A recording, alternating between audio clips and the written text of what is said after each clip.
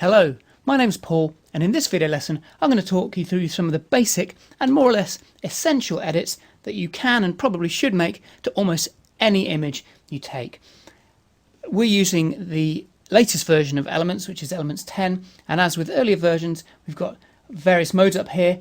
Quick and guided are very good if you're new to Elements and need a helping hand, and you can play around with these to get an idea of the sort of edits that are possible. But to really take control, you need to be in the full editing mode of Elements. And as I say, over the next few minutes, I'm going to show you exactly how to make some very basic adjustments to any photo to really make it pop. And what do I mean by pop? Well, I mean taking an image like this, perfectly nice portrait shot, but it's slightly underexposed. There's a warm, slightly yellow colour cast in the background and the model's skin. And we could also do with doing a bit of cropping just to crop out some of the distractions. So we can go from something like this, which is our start image, to something much brighter and punchier. And as I say, all of these can easily be achieved in Elements in just a matter of minutes.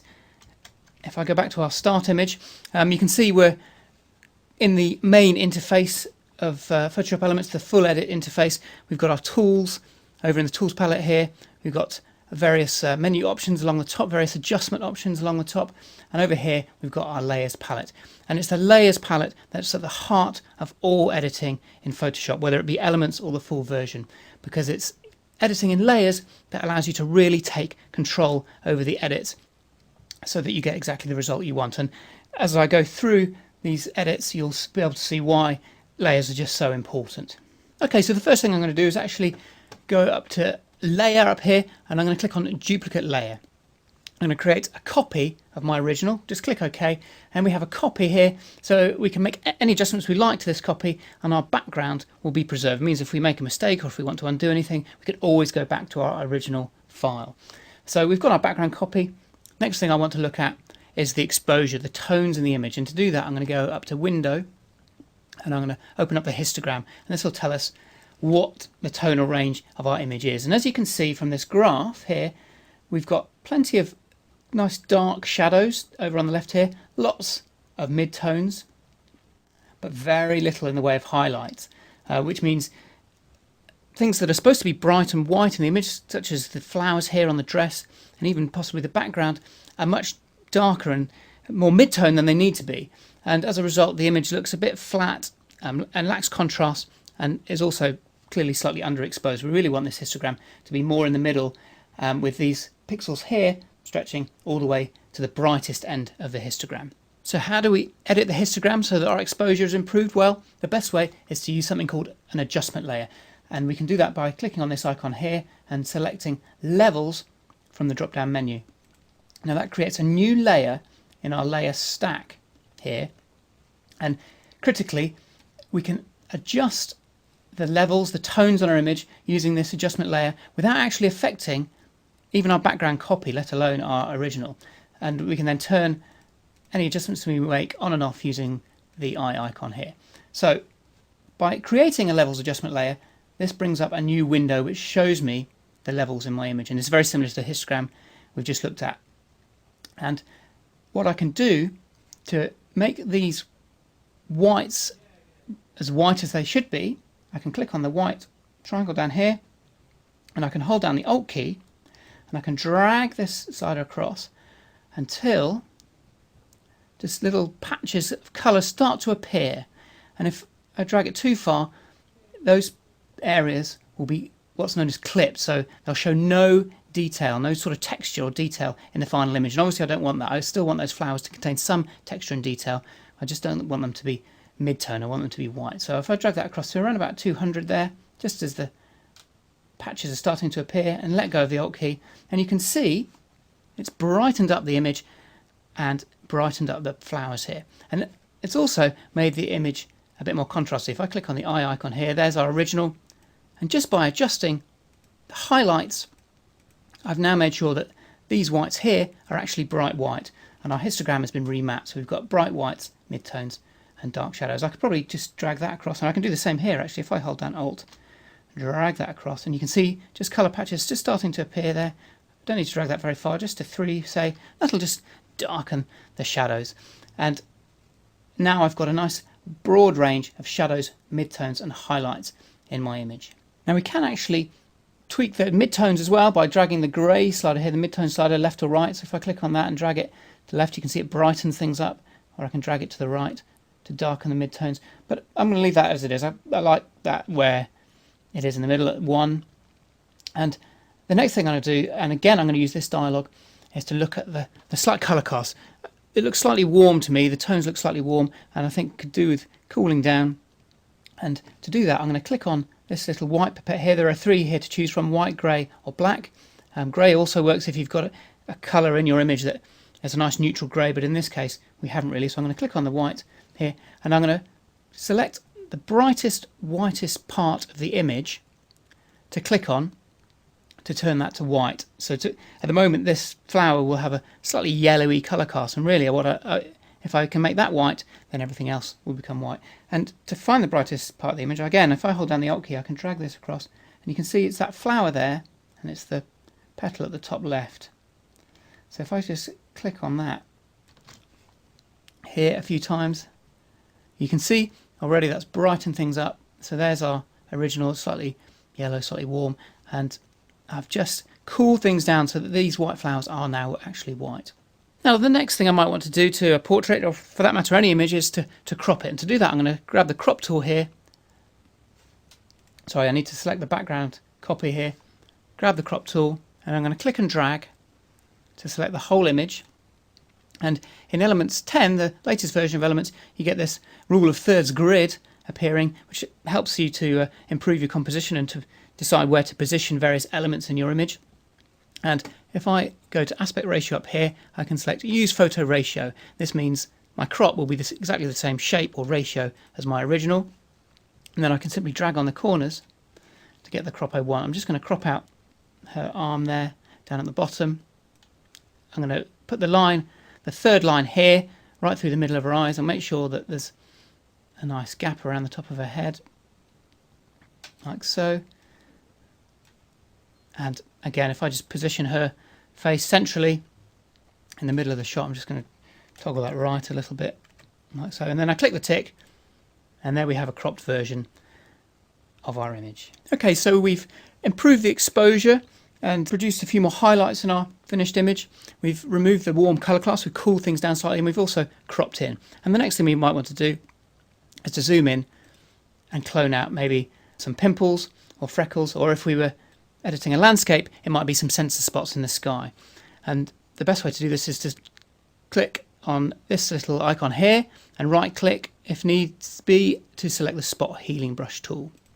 And you can then use the square brackets on your keyboard to make the brush bigger or smaller, or you can go up to the options bar up here to decide on the size. And with the spot healing brush, all you have to do is find a spot you want to remove, click on it, and hey presto, it's gone. Now I'm not going to do them all here, and indeed in this particular portrait you might decide to retain some of the freckles because they're all part of the character of the portrait. But this gives you an idea of just how easy it is to clone out little pimples, or as I say, sensor spots in your image to create a polished final version. And finally, the last thing you want to do to most images is to sharpen them up slightly. Cameras do apply some sharpening, but usually it's best to take control of that sharpening yourself in Photoshop to decide exactly on the level of sharpening you want. So to do that in Elements, we go up to Enhance and Unsharp Mask, and this brings up a new dialog which you can just drag out of the way so we can see what we're doing. And the square pops up, and we can just click on a part of the image such as the model's eye here, and you can see it's just ever so slightly soft, and we can use these sliders here to just sharpen things up. If I drag that to say 150, we'll keep radius on 1, maybe, yeah, keep it on 1. I think we don't want to go too far. And threshold just tones down the sharpening effect. So if threshold is 0, the sharpening you've applied will be applied sort of 100%. If you drag threshold up, it just reduces the sharpening effect slightly. And it's a way of avoiding artifacts, things like noise. But in this case, I'm just going to leave threshold at 0. And I can just click in this little window here. That's it unsharpened, that's it sharpened. And you can see it makes a dramatic difference to how sharp our final shot is. Now you don't want to overdo this. It's very easy to drag radius right up to 20, say, but that's a over the top result, and it brings out every pore and freckle and lots of halos around the sharp areas. So I'm going to drag that back, as I say, to 1, so we get a nice subtle sharpening effect, and as I say, amount 150% or so. Click OK, and there we have our sharpened image. Now before I finish, I'm just going to show you one last little trick that's invaluable when it comes to editing images, and that's to create a layer mask. Now, layer masks weren't available until version 9 of Elements. It's obviously still available now in version 10. And to create a layer mask, I'm just going to select the background copy, and what I'm going to do is I'm going to go to Layer, Duplicate Layer, and I'm going to call this layer Blurred. And I'll show you why in a minute.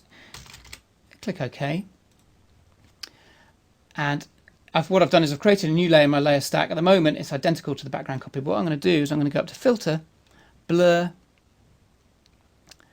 and down to Gaussian Blur. And what I'm going to do is I'm just going to blur out the skin here, where you can see the model's pores.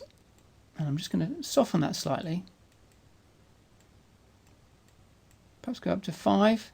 You can see that's just the effect of softening up the skin, and it's softened up the whole portrait. If I click OK, I've now got a completely blurred layer on top of my sharp background copy here. Now, of course, we don't want our image to be blurred. So what I want to do is I want to reveal the sharp layer below in the important parts of the image, such as the eyes, the nose, the lips, and of course the hair. And really all I want to do is soften and smooth out the skin around the cheeks, say, where the pores were really visible. And to do that, I'm going to create a layer mask, and then I'm going to cut a hole in that layer mask to reveal the sharp areas below. Now, there's a couple of ways we can do this, but to me the most intuitive and obvious way, at least to explain how layer masks work, is to make sure the blurred layer is selected and to hold down the Alt key and then click on this layer mask icon here, and that creates a black layer mask. And what this does is it masks out this blurred layer completely, so all we can now see is the sharp layer below. But what we want to do is we want to cut little holes in this mask to reveal some of this blurred layer, but only in a few areas, such as around the model's cheeks here. And to do that, we need to set our foreground colour to white, like so. Click OK, and there's various ways of doing that. We can actually click on this icon here and then toggle between black and white, but it's the foreground colour we want to be white. And then we grab our brush tool and we set a reasonably sized brush. Nice soft edge. We can go down to here to click on one of the presets. That's probably a bit big. So 200 pixels, nice soft edged brush here. And we can set our opacity around about 50%, so we can paint it on gradually. And what we can do, if I just zoom in here, you'll see the effect this has. We can grab the brush tool and I can just start to paint into this mask here, and you can see the opacity is probably a little bit high. I'm going to drag that back down even further, around about 20%. And I can just start to paint in over those pores. Now, I've overdone it really, but you get the idea. And what I've done is I've cut a hole in this mask to reveal the blurred layer below, but only in the cheek area. So it just softens the pores in the cheeks and removes some of the detail. Now, as I say, I've overdone it slightly, but it does illustrate the point of just how useful layer masks can be to target edits to very specific areas of your final image. I'm actually going to just click on that layer mask and put it in the bin. No, I don't want to apply, so I'm going to cancel that. Let's just delete. And if I go back to fit to screen, I can turn that blurred layer off for now. And there you have our finished version, which has been exposed correctly. The white balance has been corrected, so there's no longer a warm colour cast. It's been cropped nice and tight. And we've removed any blemishes. And lastly, The thing we need to remember to do is to save it, obviously. So if we go to File, Save As,